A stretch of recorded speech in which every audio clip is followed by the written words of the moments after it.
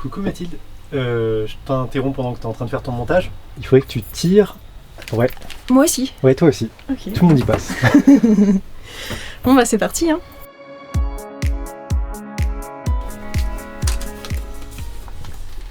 Waouh, les meilleures BD sur les voyages introspectifs.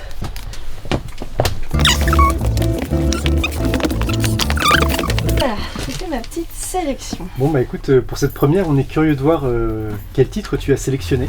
Alors, j'ai sélectionné, je veux bien que tu me les tiennes s'il te plaît. Merci. J'ai sélectionné tout d'abord L'autre laideur, l'autre folie. Ah ouais.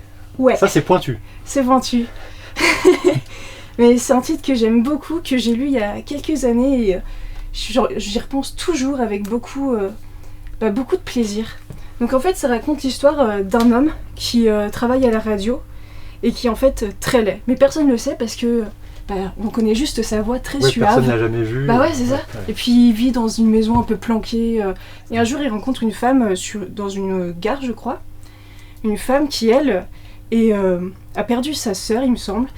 Et ces deux personnages vont commencer à apprendre à se connaître, à dépasser leurs démons. Et c'est pour ça que je l'ai choisi pour voyage introspectif parce que vraiment on est vraiment dans leur tête en fait. C'est un peu La Belle et la Bête revisité. Ouais, c'est vrai, j'avais pas pensé à ça. Et qu'est-ce que tu peux nous dire sur Marc Maes, qui est un dessinateur peu connu, très méconnu même. Moi j'ai lu Sous son regard que tu m'avais conseillé, qui est génial. Qui est un polar d'ailleurs, donc tu aurais pu en parler dans la vidéo sur polar. J'aurais pu en parler et je vous invite aussi à lire tu me dis c'est Sous son regard. Sous son regard. Qui est excellent. Et Marc Maes, moi j'aime beaucoup son dessin. C'est un dessin en noir et blanc très contrasté. Ouais. Voilà, après moi j'ai pas assez de références BD pour dire à qui ça me fait penser, donc peut-être que toi tu peux m'aider là-dessus. Disons qu'il a un style très old school. Très élégant moi je trouve. Très élégant et dans toutes ses BD ça fait très Hollywood, l'âge d'or. Je trouve avec la femme. Par exemple la femme, elle est on dirait une actrice des années 40 quoi. On dirait je sais pas, une Rita Hayworth ou des actrices comme ça. Exactement. En tout cas, je suis très content que tu en parles parce que c'est un album vraiment magnifique. C'est vrai qu'on a peu l'occasion d'en parler et vraiment je l'aime beaucoup.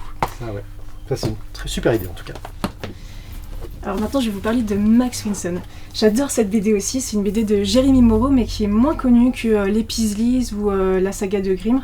Ou Pence. Ou Pence et les Plis du Monde. Déjà le dessin il est très différent de ses autres BD. Il l'avait fait bien avant. C'est ce qui me semblait. C'est une sorte de gris comme ça. Voilà, pas évident.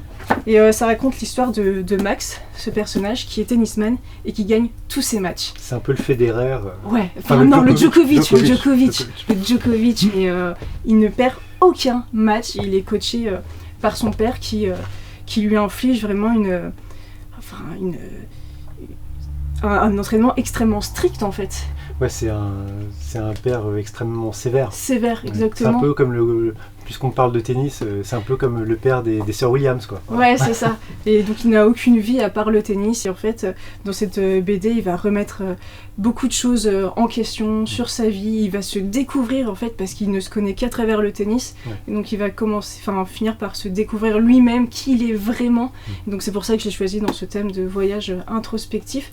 Et ce que j'aime beaucoup dans cette BD, c'est la mise en page. Il y a beaucoup d'idées de mise en page extrêmement intéressantes. C'est vrai que c'est vraiment plus, comme tu disais très bien, sur la découverte de soi, un jeune homme qui mange tennis matin, midi et soir, et puis un jour il se dit mais est-ce que c'est vraiment ça que je veux faire de ma vie ?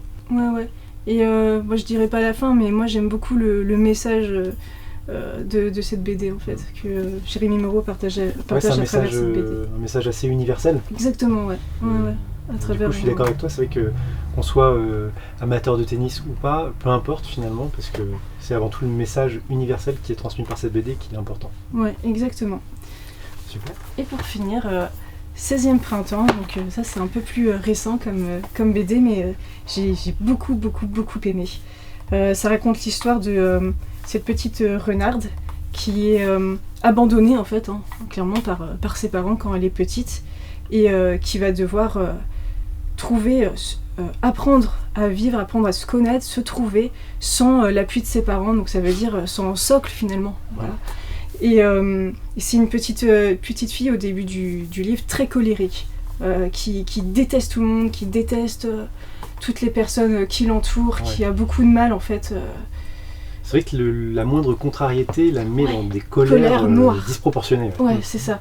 Et petit à petit, grâce à un personnage qu'elle va rencontrer notamment, elle va apprendre à se connaître et en fait, la petite fleur enfouie au fond d'elle, c'est vraiment dit comme ça dans la BD, va commencer à éclore et elle va apprendre enfin, elle va découvrir qui elle est vraiment, mais c'est pas du tout cliché. Moi, j'ai trouvé que c'était vraiment très fin, justement, comme analyse de l'enfance, de la puberté. De la psychologie, en Ouais. fait.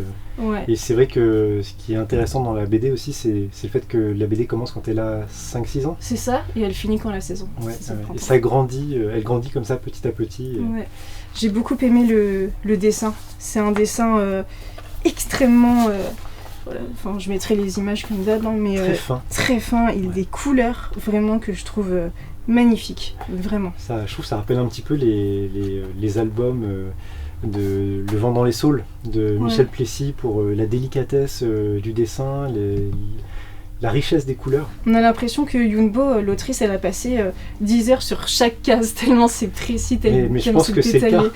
Oui, c'est vrai. On l'avait reçu en dédicace il y a 2 ans, Ouais, je déjà. crois. Et c'était un régal de la voir dessiner sur chaque album. Ouais. Le soin qu'elle apportait à chaque Juste dédicace. pour des c'était magnifique. dédicaces, ouais, c'était waouh, c'était sublime. Voilà, Et bah super, très belle sélection, merci mais beaucoup. ça ne m'étonne pas.